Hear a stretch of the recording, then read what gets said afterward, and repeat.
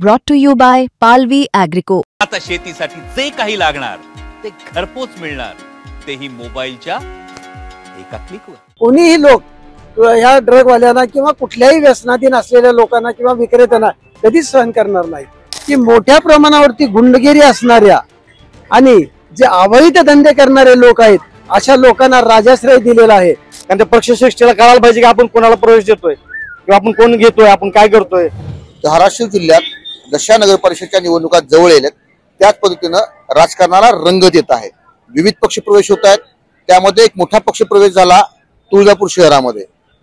कोणाचा झाला तर तो होता ड्रग्स मधील आरोपी असलेला संतोष परमेश्वर याचा.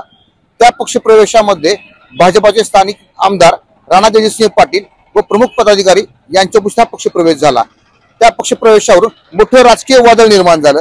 स्वतः सुप्रिया सुळे यांनी देवेंद्र फडणवीस यांना पत्र लिहित सांगितलं की स्वतःचा पक्ष वाढवायची प्रत्येकाला अधिकार आहे, याबद्दल दुमत कुठेच नाहीये, परंतु पक्ष वाढवताना समाजहित व समाजहित पाहिलं पाहिजे व अशा प्रवृत्तींना जे समाजाला विघातक आहेत त्यांना पक्ष प्रवेश देऊन तुम्हाला ही माहिती नसेल त्यामुळे तुम्हाला पत्र लिहून त्यांना ती माहिती दिलेली आहे. येथील लोकांना त्याबद्दल काय वाटतंय हे आपण येथील स्थानिक नागरिकांकडून जाणून घेऊयात.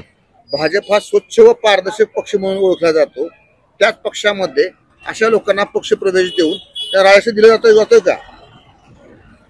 भाजप हा पूर्वी होता की जो एक आगळा वेगळा आणि काही ध्येय धोरणानं चालणारा पक्ष होता, परंतु अलीकडच्या काळामध्ये या भाजपनंच आज आम्ही महाराष्ट्रामध्ये आपल्या धाराशिव जिल्ह्यामध्ये आणि तुळजापूरमध्ये बी आम्ही पाहतोय की मोठ्या प्रमाणावरती गुंडगिरी असणाऱ्या आणि जे अवैध धंदे करणारे लोक आहेत अशा लोकांना राजाश्रय दिलेला आहे.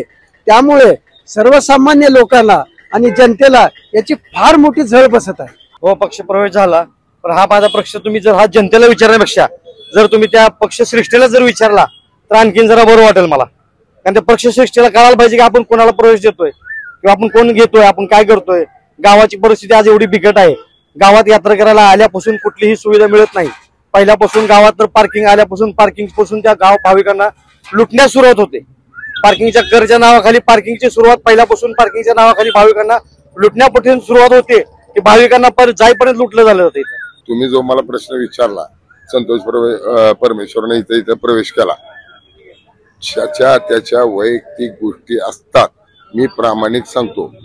पण तुम्ही तुळजापूरच्या विकासासाठी प्रवेश जर केला असेल किंवा हिताचा जर जनतेच्या हिताचा आणि येणाऱ्या भाविकांचा आणि गोरगरीब जनतेचा, आमच्यासारख्या सामान्य जनतेचा जर विचार करून तुम्ही प्रवेश करत असाल तर त्यांचा प्रथम स्वागत आहे. कारण का आणि स्वार्थासाठी केला असेल तर आम्ही त्याला सक्षम, माझा 1001% विरोध आहे. स्वतःसाठी नको, स्वतःसाठी प्रवेश नकोय असं आहे. कदापि नाही. प्रत्येक जे काय पालक आहेत तुळजापूर शहरातले या ड्रगच्या लोकांना कधीही ऍक्सेप्ट करणार नाही. तुळजापुरातले इथलेच नाही, कुणीच करू शकत नाही. ते सरकारमधले लोक असो, मुलांचे पालक असो, पाल्य असो, कोणीही लोक या ड्रग वाल्यांना किंवा कुठल्याही व्यसनाधीन असलेल्या लोकांना किंवा विक्रेत्यांना कधीच सहन करणार नाही आणि सहकार्य देणार नाही, सहकार्य करणार नाही. बोलतायत, पण भाजपची अशी काय अपरिहार्यता आहे की त्यांना पक्ष प्रवेश द्यावाच लागतोय? काय माहित आहे का, तुळजापुरातली परिस्थिती जी नेते मंडळी आहे त्यांची इतकी विचित्र होऊन बसलेली आहे. धरलं तर चावतंय, सोडलं तर पळतंय, अशी परिस्थिती जी आहे, अशी परिस्थिती जी आहे ती भाजपची असल्यामुळं त्या ठिकाणी ही परिस्थिती अशी इतकी वाईट भाजपची असल्या केल्यामुळं नाईलाजानं असल्या लोकांना आणि सत्ताच मिळवायची आहे. जी मागा तुम्ही जो प्रश्न विचारला होता की अतिशय शुद्ध आणि चांगल्या विचाराचा असलेला बीजेपी, परंतु आता या पक्षामध्ये अतिशय वाईट विचारसरणीचे लोक जमा झाले केलेले असल्यामुळं हे सगळं अतिशय अवघड होऊन बसलेलं आहे आणि त्यातल्या त्यात तुळजापूर शहराच्या बाबतीत.